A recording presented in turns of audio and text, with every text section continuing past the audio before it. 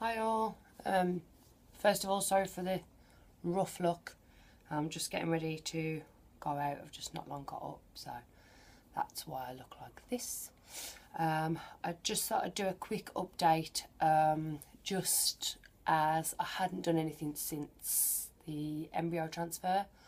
Obviously my last one was regarding the egg retrieval, which I said, wasn't very nice and whatever. We went back on Sunday to do a 5-day blastocyst transfer. They phoned on Friday to say that we had 7 eggs still doing really well, embryos, sorry, doing really well. One was at 12 cell stage, 1 at 11, 2 at 10, 2 at 8 and 1 at 7. I was told at this stage they would hope for them to be above 8. So they were all doing really well, couldn't have asked for better, I was told. So 2 days later we went in on the Sunday as planned to do the embryo transfer.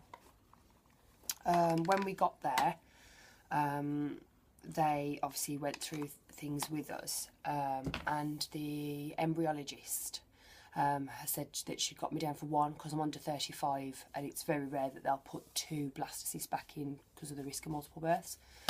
But she said that apparently blastocysts have got 1 to 5 staging of grading, 5 being a top grade, 1 being the lowest. Well, unfortunately ours was only at 1. She said that it may go up to 2 on that day, but we had our transfer early. Normally they're in the afternoon. We had ours because it was a Sunday. It was 9:30 in the morning, so they could obviously only take it as it was then. So they did give us the option of putting 2 back in, because out of all 7, there was 1 that had reached blastocyst stage at stage 1 out of 5. 1 that was just getting to blastocyst stage, and another one again that was the same, just getting to blastocyst stage. All the others died off, unfortunately, which was a bit of a bummer because obviously they were doing so well. So basically we decided that we were going to have the 2 put back in because obviously they weren't top grade, and we want obviously to give ourselves the best chances possible. So we decided to have the 2 back in, which we did on Sunday. The procedure itself was absolutely fine. You do have to have a full bladder to do it, which obviously makes you a little bit uncomfortable, because you've got someone scanning your belly, an external scan, which was nice considering all the others have obviously been internal. An external scan, and then it's very much like a smear test.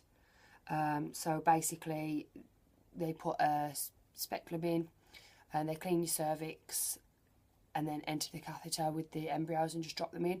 So it is very painless. It's nothing like the egg collection at all. So I was quite pleased with that. Done very quickly.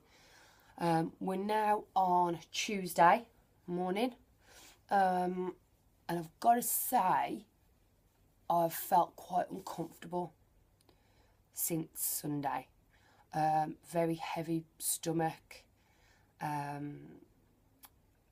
constantly feel like I'm going to come on, which obviously is like torture to the brain, really. So I think maybe that's probably the main reason as to why that I probably don't feel great in myself, more than the physical side effects of things. It's probably not really that's a massive issue. It's the fact that I feel like I'm constantly going to come on. So I suppose that just, is not helping with the nerves and things. I can't say I've been I haven't felt particularly nervous. And as far as hormones go, up until Sunday, I had a couple of days where, I was a bit wobbly in between, the start of the treatment and then. But I have been okay. But since Sunday, I have been quite emotional.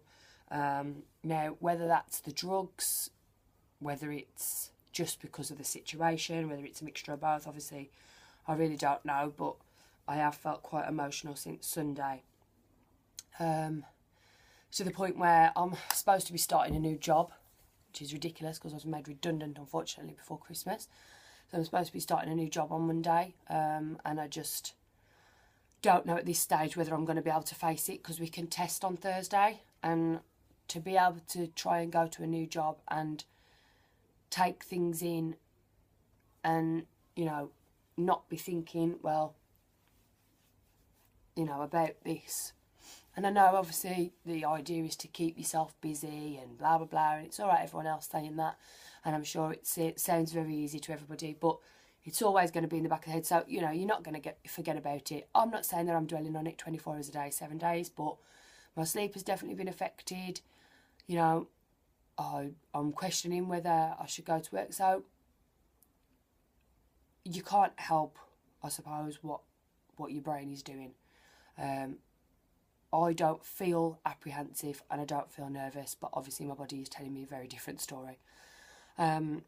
So all I'd say is that, you know, if you have sailed through it, which I did really sail through the treatment, but that was probably because I was actually doing something and I was actually, you know, proactively helping rather than just waiting all the time.